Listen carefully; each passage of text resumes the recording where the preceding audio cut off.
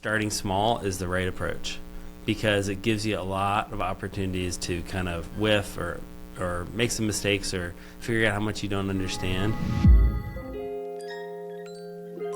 If someone else wanted to get started in redevelopment, development, but they have done nothing in construction, they don't have any relationships, they are just a human that exists on earth that says, I want to get started in development, redevelopment, real estate in general, what do they do for the next 90 days? I mean, I think the first thing is to say, where do you try to learn enough to understand where you think the opportunity is, not just what you would want it to be. So, what is the market actually, 90 days is pretty fast, but what is the market actually dictating? What is the market, where are there opportunities in the market? What are the neighborhoods that are changing or improving? What are the needs? Richmond's easy in some ways because booming in terms of there's a lot of need for housing. Right. There's a lot of jobs being created here. That's really obvious. If you do something residential related, there's a good chance that there's some neighborhood that needs that. And then I think it's once you have that trying to target in and understand what kind of functionally needs to be done there, I think most people starting small is the right approach because it gives you a lot of opportunities to kind of whiff or make some mistakes or figure out how much you don't understand. If one of my brothers or something was saying, I don't know anything about this and I want to get into it, I'd say figure out what neighborhood in Richmond you really like and you think is growing, and what are the market dynamics there, what are tenants like there, and look for a single family or a duplex. There's a lot of people say that kind of stuff, but I do think that starting small, not because you need to be small, but just giving you some reps at it. Because if you already own a business and you can own your own building, that's often it's probably you can.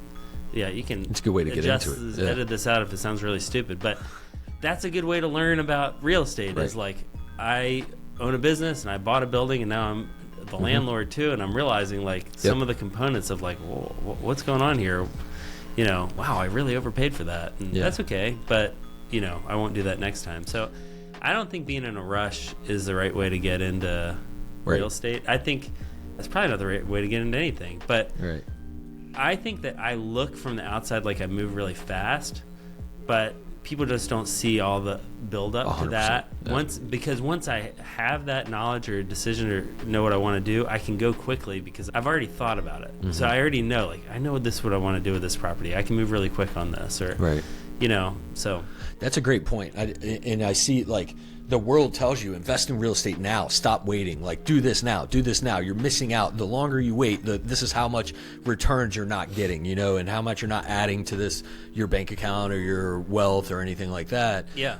And there's a handful of business owners that I know that don't invest in real estate, and they're just how do I get started? How do I get? And I can tell that they feel that pressure because now they're making capital from their company. Their company is now successful. Yeah. And so they have this profit that's coming in, and they feel, I don't know if guilty, or maybe it's FOMO, fear of missing out, where they're I need to understand this real estate thing. And a lot of times it's if just the advice of if you could buy your own building to operate out of, you're going to learn a ton. Yeah. You're going to learn a ton about just operating a property and what to do and what not to do, and then use the capital to go get a single family house. And just because chances are if that goes horribly wrong, ideally if you have a successful business, stuff like that, it's not going to absolutely wreck your finances or anything, but it's going to be tuition. It's going to be tuition at worst, probably. I think the other thing with somebody in that position, there are plenty of people with expertise and not capital that you can partner with. There are plenty of guys who are a broker who know a ton.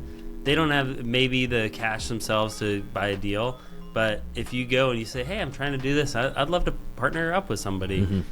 I think they're, like I said, anybody can make a performance say anything, but that's the other great way to learn. I've learned way more when I've partnered up with people who bring something different to the table than I do, So in this market, that opportunity is there. I don't know about every market, but in this market, if you go to some of the local brokers and say, hey, I'd like to do something, and I'd like you to be a part of it if I can find something just because I'd like the expertise, there's tons of people who are willing to do that. Yeah, that's a great point. And I think often overlooked. Where people hear about partnerships, but thinking about partnering directly with a broker Or I've also seen brokers be matchmakers in a sense, where they're like, I actually know this guy who has all kinds of money but no time.